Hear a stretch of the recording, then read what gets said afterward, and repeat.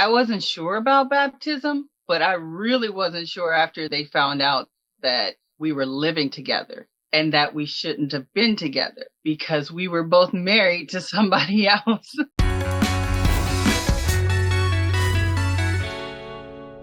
Hi, and welcome to Saints Unscripted. My name is Lauren, and today I'm joined by the author of the book, My Matters, which was the #1 bestseller on Amazon when it came out on the week of November 14th, which also happens to be the author's birthday. This author is named Meka Reed, and she's here today to talk to us about her book and her conversion story. And we love a good conversion story here on Saints Unscripted.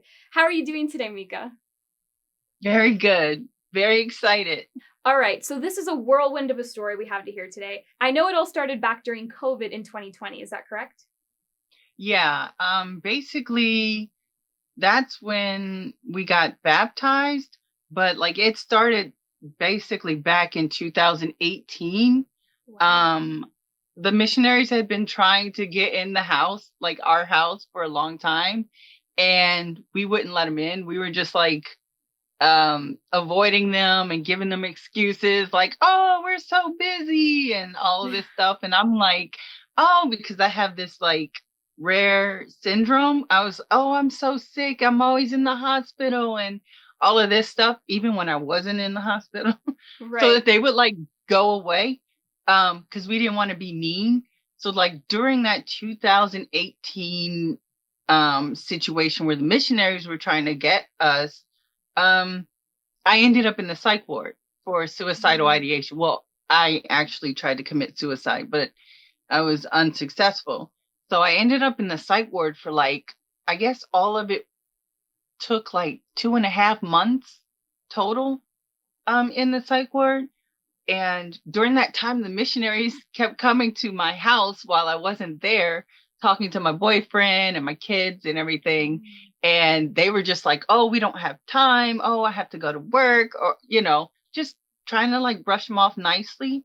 Right. And basically they tried to get us for like a year and a half. Like we held them off for like a year and a half until one day the sister missionaries came to the house and was like knocking on the door, and our son answered the door. And when he answered the door, he goes like, Mom, the sister missionaries are here. And by that time I was like, it's been a year and a half, they've earned it. So tell them tell them they can come in or whatever. And so they come in, and I start like spilling my guts, like everything that's happened since 2018. I'm telling them like all my business. And then they're looking all confused, like, what is going on? And then I was like, what's going on? And they were like, oh, we're not the original missionaries. we're, we're new missionaries. We switched like places or whatever. And I was like, what? So I've been dodging you for a year and a half, and you're not even the same missionaries, and I let you in my house? Like, you know. And so they told me that they came to my house because they were led by God, right? And I, at that time in my life, I was very cynical. I felt like God didn't see me, Mhm. and if He saw me, He didn't care about me. Like He Right. didn't know I existed, or it was like some kind of wrath was on me from Him. Yeah. And that was if He even existed in the first place. You know what I mean? Like that's Right. my mind kind of went around like that. And so when I asked them to prove that God actually sent them to me, they pulled out this map on their phone, and it's got like different colors on it, right? Like gray and blue, I think. Mhm. And the gray people are the ones that are like they're not members of the church or like investigators or whatever have you, and the blue ones are members. And they said that they prayed to find out who they were going to see that day. And 5 names came up, or 5 places came up. And my house was one of the places that came up. So they showed me that on the map. And I was like, okay, like maybe he does know who I am.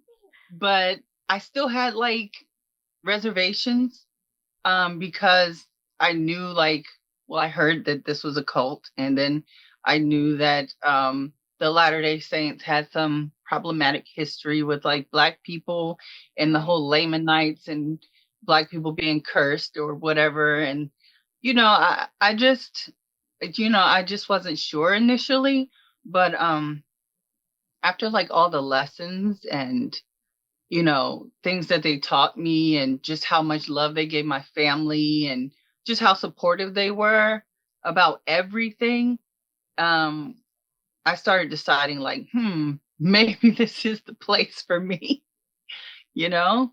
Yeah, absolutely. Well, what's so fascinating about that, first of all, you're someone with such a rich, deep history. And I can't tell you how much I appreciate your willingness to be vulnerable and honest and open. There are so many people who suffer with the same things that need to hear stories like this. They need to hear things like this to know that they're not alone and to know that they're Yeah. understood. So first off, thank you just so much for being willing to share all those details and everything about your life. It is a beautiful story, and the fact that once you let the missionaries into your home, you just spilled it all out. I'm wondering, Mhm. did it just feel safe to do that, or were you just kind of like, they've been trying for a year and a half, I'm just gonna lay it all out, they can know every single detail, maybe they'll stop coming, maybe then they'll understand. What was it that kind of just made you spill it all out, or was it, are you not sure, were you just kind of moved to let it I all out? I feel like I feel like it was a combination of both. Like I was kind of moved to tell them everything that was going on, but Right. also I feel like there was something otherworldly about it because I'm Mm. normally not that emotional or like I usually don't care. I can be pretty stoic, you know what I mean? Yeah. And for them to just come into the house and then me to start spilling out my life story, that's that's abnormal for me, you know? Right. So I feel like there was some kind of safety that I felt, like, just seeing them, I felt kinda, like, safe and that I needed Yeah. to it didn't feel like I needed to explain my actions, it just felt like I needed to get this off my chest. Yeah. And I'm so happy you were able to feel that and be able to do that in front of them, because it probably gave you an understanding that these people, missionaries, are at the end of the day always trying to show Christ-like love in the best way that they can. And sometimes it may not be in Definitely. the ways that we think we need it, but they're always trying to love you. And that definitely came across for your story. And I'm so happy you got to see the map with the little colors that indicated to you that God is not only aware of your existence, but he cares about you so deeply. So I assume that's Yeah. what inspired the title of your book, My Dot Matters, Yes, right? Amazing. exactly. I'm wondering what else inspired you to just write the book. How did this come to be? What was the first idea you had for, maybe this is a story people need to hear?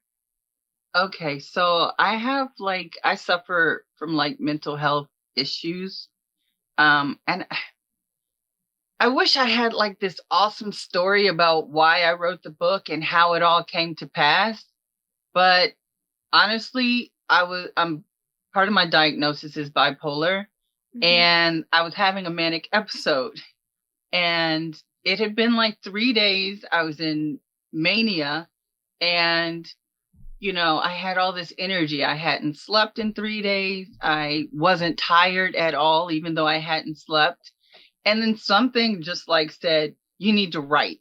And I pulled out my laptop and I just started writing, like, everything, just everything that came to my mind. I didn't judge it. I didn't try to get the proper words together or anything. I just wrote it. And by the time I was done, I had like 200 words. Like a 200-page paper.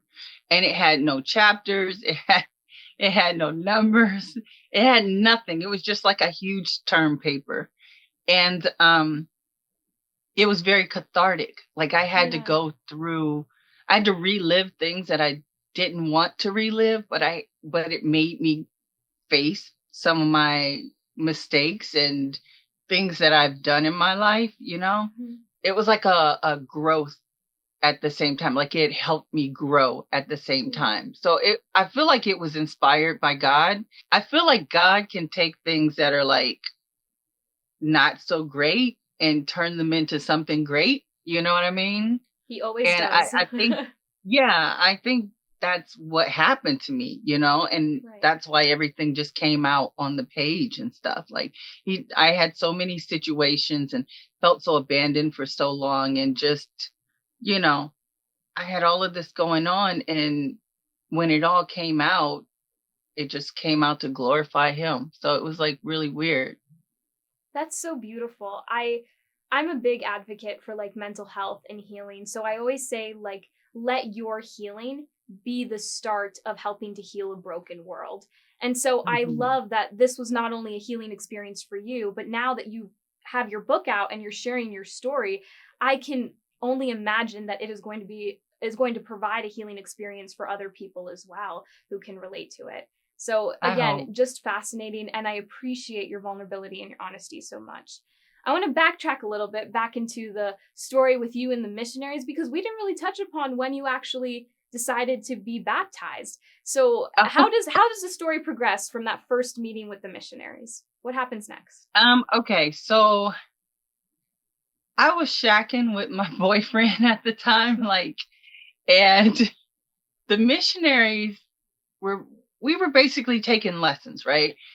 And I was living with my boyfriend, and so our whole family was like, what do you call that when you're just like living together but you're I not think it's like like married or cohabitating. Is that yeah, we were just like cohabitating together and stuff.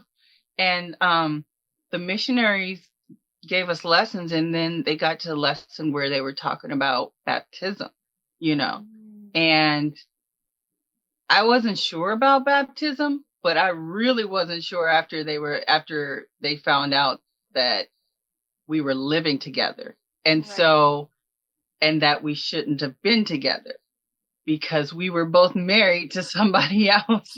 Right.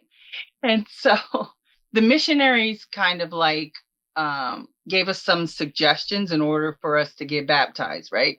So they Mhm. were like, well, you can get married.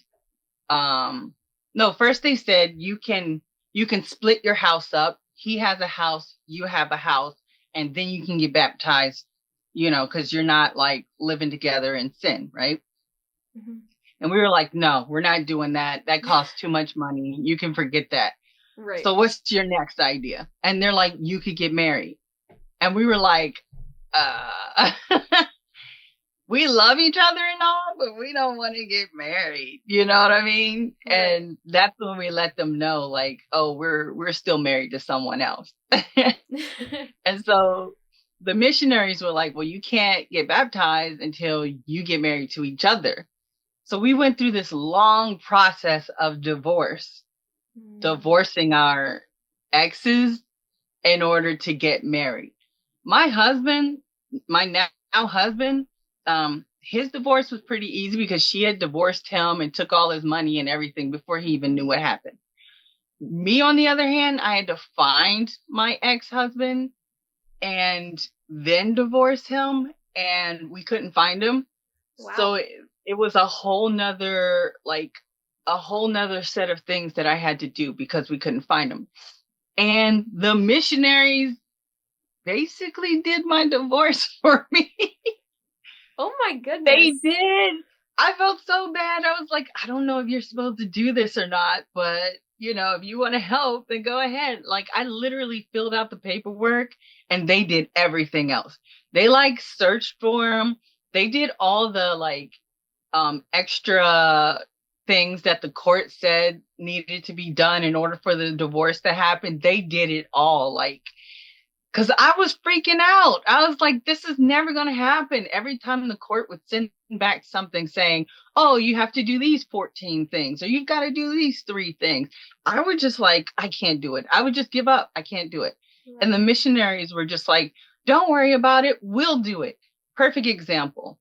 My then husband, um, he was missing, right? We didn't know where he lived or anything. And one of the jobs that the court said we had to do was to find him, right? Find him so we could serve him the papers, okay?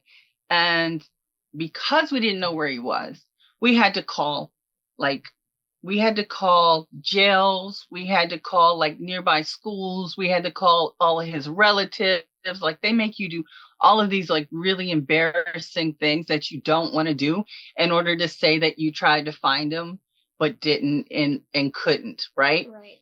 The missionaries did all of that. They made this like chart that I was able to turn into the courts. It had everyone they called, the time that they called, the who they spoke to. I mean, it was like 2 pages of stuff that I would have never been able to do on my own. I literally just turned it into the court and they accepted. I had to do nothing. And I was just like, you guys probably aren't supposed to be doing a divorce on your mission. So after they did all of that, the court finally decided, okay, we've got enough information. She can't find them, we're just going to go ahead and set a court date. And this was during COVID. Like, so it was really hard to get a date and all of that stuff, like, and going back and forth in the court and stuff. So they decided to make my hearing on Zoom, right? So I'm sitting on Zoom at my mom's house because I was like, if they don't give me this divorce, I'm gonna pass out. Like, I already know it. I'm not gonna be able to take it. And so I'm sitting at my mom's house, and the judge gets on the Zoom call, and she goes, "Oh, you don't have XYZ paperwork." And I was just like, I literally just blacked out at that moment. And my mom spoke up for me. It was like she explained to them where the paper was and when I turned it in and everything. And then the judge was able to find it. And so then the judge gave me the divorce. But I would have never been able to get divorced if it wasn't for the missionaries like doing all of this stuff. You know what I mean? Like I in my mind, I don't think any missionaries have to get like a person a divorce in order to get them baptized. You know what I mean? Right. So we had to get divorced and then we had to marry each other before we could get baptized. So our marriage and baptism was on the same date, which is October 10th, 2020. Yeah. So we got married in the beginning of the day. It was really nice. We got married in one of the members' backyard and it was so pretty, but COVID. So we could only have 10 people. So we had to like put everybody else on Zoom and live stream it on Instagram.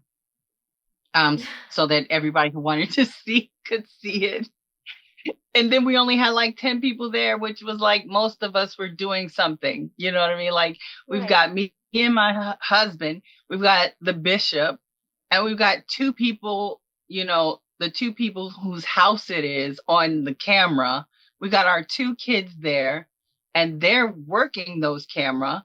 And then we've got like our moms, and they were the only two people in the audience. It was like, I don't know. It was like a really small wedding and it felt kind of bootleg at the same time, but it was beautiful. So after that, after we got the wedding and stuff done, we waited like a half hour or 2 hours or something like that. I can't remember exactly how long it was. And then we had to go to the church. And we all met at the church and we all did the whole baptism routine and like the giving of the Holy Spirit and all of that stuff. But it was like surreal. Like the whole day was like super surreal to do all of that like in one day, but also to like make those huge life decisions, like, okay, we're going to get married. That's a huge life thing to do. And then getting baptized, like we took that super seriously. Like if we're going to join the church and we're going to follow Jesus Christ and, live a righteous life, like we had to give up everything. We couldn't drink anymore. And we were used to drinking on the weekends. And my now husband couldn't smoke anymore. Oh, that's a whole nother story, how he got off of the cigarettes. It was miraculous. There were just so many things we couldn't do that we were used to doing. And so for us, it was just a big life change, Absolutely. But it was worth it. Yeah, it was worth it. It seems like it was huge in so many ways. but I'm Yeah. sure the amount of joy you felt on that day where you both got married and both became baptized probably Yeah. surpasses everything about it being a little bit anxiety inducing for how much change is happening, right? Yeah. Oh, yeah. Definitely. Definitely. It was. I don't think I'll ever forget it. You know what I mean? Like even Absolutely. talking about it, I can still feel the feelings that I had when I was doing it. You know what I Oh, mean? yeah. Like it's still very fresh, and it's been 3 years. That's so wonderful. Well, thank you, Mika, so much for Yeah. sharing your story. It's so inspiring and it's so beautiful and it's so raw and real. And I can't tell you how many people I know you're gonna help and change their lives. And so if you guys want to check out the book, My Dot Matters, which I highly, highly encourage you to do, whether you're someone who can relate to the story or not, it's so important to learn about other people's experiences and how faith has helped them through it. I'll put a link down in the description below so you can check it out. Oh, and don't forget, it was the #1 bestseller on Amazon, right?